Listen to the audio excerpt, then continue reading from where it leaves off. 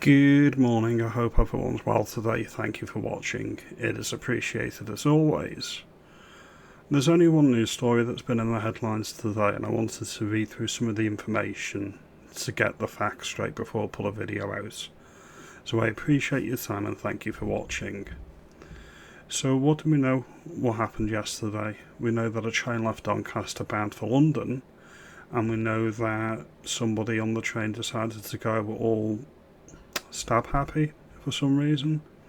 I'm not going to take the line that it was mental health. I'm not going to take the line that they were a Islamist extremist. We don't know these things yet. The jury is out. We do not know. And it doesn't help anyone's case to spread rumours. What I am going to do is I'm going to bring up some information and go through point by point some of the information that I think is important. Two British nationals held over Doncaster to London train stabbing. No suggestion that is terror related. I beg to differ on that. We'll get to that in a minute or so. Then we get into this. This came out this morning. The police confirmed that two men have been arrested for the stabbing spree on a train in Huntington. It wasn't in Huntington, it was diverted there, Lee, but I'll let you off with that. A 32-year-old man of black British national and a 35-year-old male of British national of Caribbean descent is not being treated as a terrorist attack. Again, I beg to differ on that point, which we'll get to in a moment or two.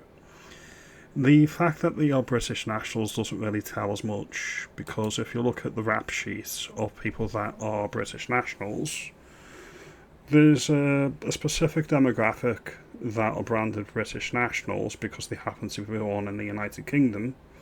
Most are second or third generation migrants, or even first generation. Their parents were immigrants from the Commonwealth and former Empire countries that were given the right to settle in the United Kingdom under the British Nationality Act of 1948, which lets the British elites tell the world, look how nice we are, look how compassionate we are, we're going to make our own country a third world shithole just so our elites can make us, pat themselves on the back and say, yeah, we're good people. I think that this was a terrorist incident.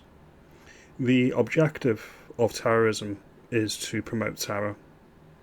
If you're going to do what happened on that train from Doncaster to London last night, if you're going to do that, you're being targeted and you're being specific, whether or not you are subscribing to a particular ideology. The outcome of the actions is to promote terror. So when you see images and you see footage of people running down a train platform to get away from somebody who's quite stab happy, that is terrorism by any definition in my view. That's the first thing we need to say. We need to have a review of what actually defines terrorism or not. This is the same thing what happened to the Welsh choir boy last year. He didn't subscribe to a particular ideology, regardless of whether he had a Al-Qaeda manual in his bedroom, and yet it wasn't treated as a terrorist incident because of the very specific definition that the Home Office uses. I'm not having it. We never used to live this way in Britain. If you ask anybody before 1997, could you get on a train and nothing would happen? Well, yes, pretty much. The only thing you had to worry about was the IRA attacking the mainland. And again, you could walk a dog in the street. You could do all of these things. You could take your kids to a dance class and leave them at the dance class, and rest assured nothing bad would happen. These are just the things that you were able to do when I was growing up. And this has been done to us through the multiculturalism, the experiment that's being played. The reason why the elites get to play this game and the reason why they do it is because they don't live with the consequences. This happened on public transport. It happened on a train where people are locked in confined compartments pretty much, and you cannot escape. When was the last time that a Prime Minister or any government minister or even any MP went on public transport like this? They don't deal with the consequences of their decisions, which is why things like this will continue to happen.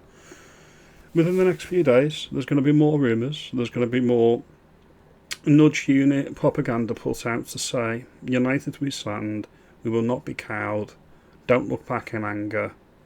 I'm pissed off, I intend to stay pissed off. This is being done to us. Should these people even be given British citizenship in the first place? Were the people they descended from, why were they given British citizenship? Because of the 1948 British Nationality Act. I'm paraphrasing now, but it's a particular piece of legislation that was brought in that essentially brought and gave anybody from the Commonwealth, former empire, the right to come to the mother country, the heart of the empire, and essentially get citizenship here. And it was done because the elites wanted to feel better about themselves. Now back to what we know. It left Doncaster the train yesterday. The perpetrator got on at Peterborough, and then the train let out a distress call, reports of multiple stabbings, and that was about 10 minutes later. And then the train driver, who is a hero by the way, diverted the train into Huntington Station. And that's where the armed response and all the paramedics and everybody essentially got the help that they needed. This is one of the guys that's the hero, the train driver.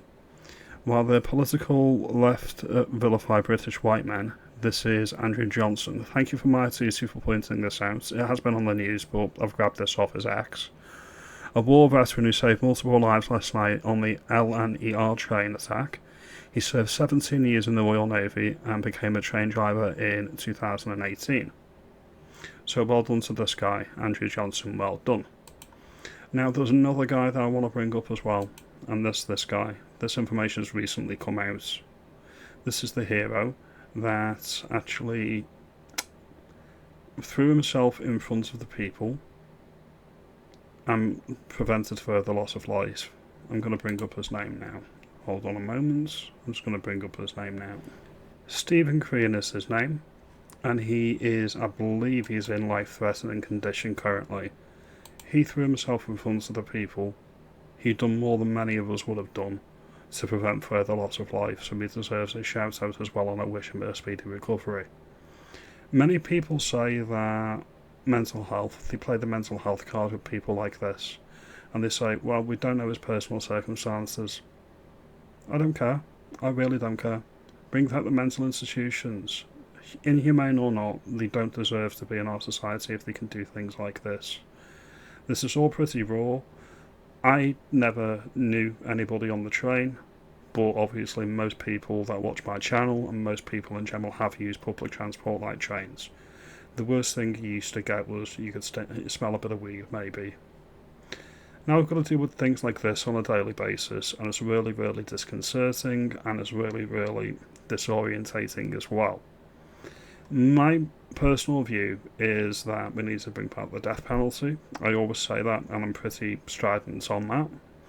I think that we should review and revoke the British Nationality Act of 1981 and 1948, I believe, or 1982.